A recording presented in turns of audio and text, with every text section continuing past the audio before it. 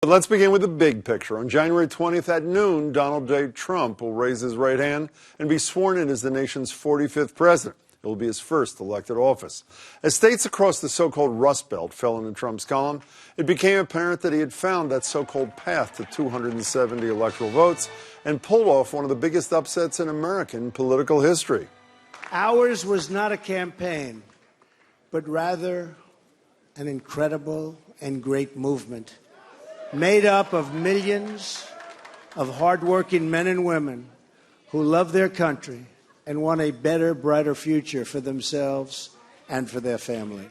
Exit polls showed Trump got strong support from men, doubling the margin Mitt Romney got 4 years ago. Trump also had a huge lead among white voters without college degrees and from voters in rural areas, and he received more support from Latinos than Mitt Romney did. Supporters of Hillary Clinton were devastated going into the night, believing the U.S. would elect its first woman president. This is painful, and it will be for a long time. But I want you to remember this. Our campaign was never about one person or even one election. It was about the country we love and about building an America that's hopeful, inclusive, and big-hearted.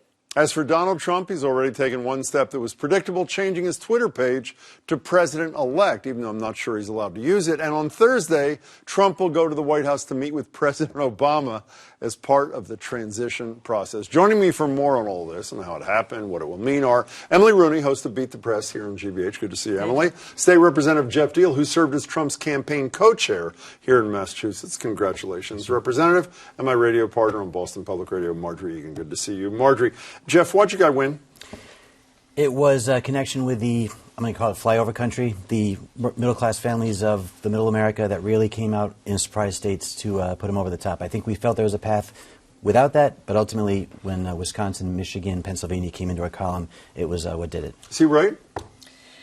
Well, I guess so. I mean, I think I am still in complete shock going through the 5 stages of grief. My children were weeping last night. I gave them your cell phone number, said call Jeff Diehl. Happy to counsel. But you know, on a serious note, we had people call us on the radio today, a Muslim physician, black women, who are petrified. And I hope, because he is going to be our president, that he continues what he began last night, talking about all people and all Americans. Because I think there's a real fear among people who are other that they're not wanted. Do you think there's more to why he won than what Jeff Diehl was saying a minute ago, Emily? Well, I mean, it's interesting that anybody is using the terms like upset or stunned because this was in the cards all along. I mean, if you know, everybody is admitting they blew it today. At virtually everybody. There were some political algorithms that were showing it, but no one was reading this. He was going to win. I mean, people are sick of the Democrats, they're sick of elitists, they're sick of journalists telling them what they think, and I think that was just part of it. It was more than just middle America. And what's the mandate here? I'm not even clear. Is it drain the swamp? Is it specific issues? Is it not to be Hillary Clinton? What's his legitimate mandate? I mean, 51% in an exit poll in the New York Times said they voted for your guy to stop the other woman. That's why they voted for him. That could have been some of it. I think the other thing, too, is he really stuck to his main message, which was, you know, the economy, making sure that people got back to their jobs. Look, the fact that Obamacare, we saw 25% rate increases right before the election, just reaffirmed that health care costs have not gone down, they've gone up. That was one big factor for middle-class families and their income. So it should be repealed. No, you know what? I mean, repeal... That's what he says. I'm not asking you. That's what he says, Yeah, right? Look, I mean, that sounds so drastic, draconian. The fact of the matter is you create another bill with similar goals, and you just replace it with, I think... Do you have any idea at all as to how he would do that? I look forward to seeing it, because I think... Do you think he has any idea at all as to how to do that? Look, I think that Congress has obviously done the repeal effort several times. I think Paul Ryan has a plan that he wants to put in effect, and I think Donald Trump has talked about the fact that he wants to work with Paul Ryan on some of these initiatives. What can he say? I mean, speaking of the mandate, if he stands up, he's going to speak. Maybe he'll speak when he's with the president tomorrow. I'd like to be a fly on the wall for that one, by the way. Oh, my gosh. But beyond that, what can he legitimately say, Margery, is his mandate from the American people? Well, I think his mandate is what you guys just touched on, that there have been all these people for whom the recovery has not worked. They don't have $5 at the end of the week. They feel as though nothing is going to change. They do feel ignored by the Democrats and the Republicans because neither party was really looking at these people. We as journalists were not looking that much, although we've talked a lot about the Globe story, Matt Visor going to Butler, Pennsylvania, and talking to families there who were not misogynist and not racist and didn't hate Muslims, but were broke and couldn't afford to retire and couldn't afford their mortgages. So I think he's got to go after those people. I'd love to see a massive infrastructure program that would build roads and bridges and give people jobs and see at least those people helped. Can we go to pretend this is Beat the Press a couple of days in advance? The only joy, I think, that somebody who's upset with the outcome can take out of last night is that every smug pundit who only talks to other pundits really got their comeuppance last night. They had all no, wrong. yeah, I mean... Even people who were supporting Trump were wrong. And what does this come from? The insular world in which they operate? What is it? I'd say that that's a large part of it, but there was a disbelief, a complete disconnect. And also, I just got to add one other thing to the reason Trump won is Hillary's a woman. And there was, states like Iowa, Ohio and Pennsylvania have never elected a woman statewide to any office. She wasn't gonna beat a guy. We weren't doing so well here until a few years ago. I know. You think there's big-time gender bias, yes? Well, I do, but I also think the demonization of her. I mean, you can say she really screwed up on the emails and she did this wrong and that wrong, but this idea that she's a demon and this evil person and just horrible and Tell should him go about the to emails jail. we got today during the radio show. Well, those kinds of You things. don't want to see my emails, by the way. Joni Ernst out of Iowa, senator, did win. I think media had malpractice. I said Ohio. Oh, did you say? But go ahead, go ahead. Media malpractice is one of the things I think has gotten so people frightened of either candidate. Ginning this up so badly that people are. I'm glued to my phone every day trying to get the last bit of news. Mostly so Jim doesn't try to top me on information. But the fact of the matter is, I think that they really have made a habit of getting us completely frightened by Election Day, both sides. So I think that's one problem. You mentioned insular. I think it's an insular government that, they're talking about a divided nation right now. No, it's an insular government that's not listening to the heartland of America and the issues that we just talked about, the economic issues, sending your kids to overseas for foreign wars that we don't even believe in anymore. That's the kind of thing I think that really Donald Trump's touched home on. Not even necessarily Republican ideas. I mean, he's going against Wall Street as well. I want to play something. You have complimented, even though you've been quite candid about the fact that you're not a big Trump fan. I have not been, but I'm going to try my best. Well, that's exactly the question. yeah. You've praised, to your credit, his, I guess she's his campaign manager, at least the most recent. Kellyanne Conway. Kellyanne Conway. Here's something, here's part of what she had to say in the last 12 hours.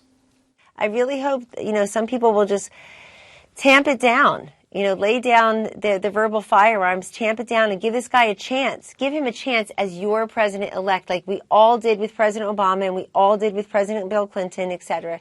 Give him a chance and be there for him. Come together as a nation. The irony, I hadn't even thought of it, as we all did with Barack Obama, including the president-elect who said he wasn't even born in this country and he was illegitimate. I mean, you would acknowledge.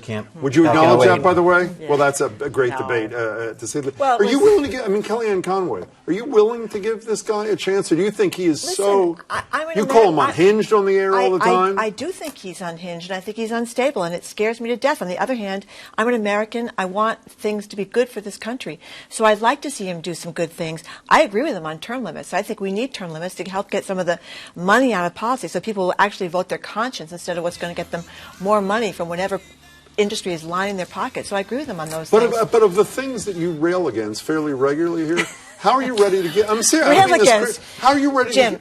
do you ever rail against anything? No, it's not part of my M.O. Okay. How do you give a guy a chance when you, day after day after day, think he's so wrong on so many things? He's going to be our president for the next 4 years, and so you want good things for America, and I hope that he can disprove, make people like me wrong, and show that he can lead this Do you have country. any evidence? I mean, it was pretty clear. One of the things we all feared when we all thought that Hillary Clinton was about to be president, those Trump people, they are never going to accept the legitimacy of Hillary Clinton. Are the Hillary Clinton people ready to accept, I think they already have.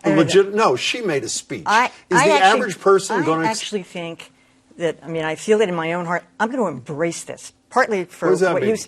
It's going to be a great story for 4 years. It's going to become... it's good for work. Oh, it's great. It's great for the news business. Bad for America? Is that what you're saying? But good for... I don't know about being bad for America. I'm going to embrace it in a whole lot of... it's going to change people's attitudes. We're going to be coarser. We're going to be ruder. We're going to be more abrupt with each other. That's a good thing? I'm just saying, I'm embracing it.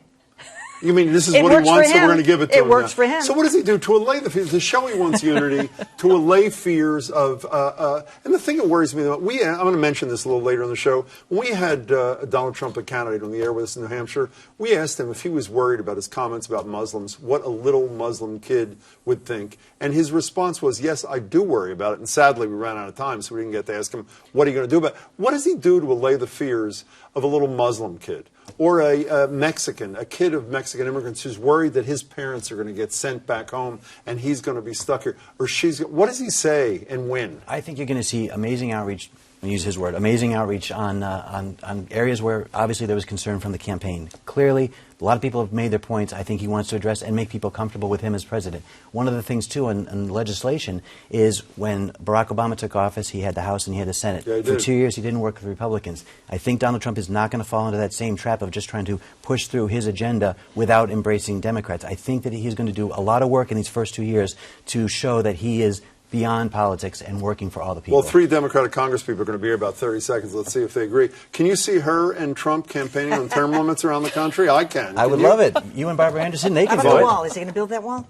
No, because Paul Virtual- Ryan's not going to let him build it. Emily Rooney, good to see you. Jeff Deal, congratulations. Marjorie, see you tomorrow at 11 on Boston Public Radio.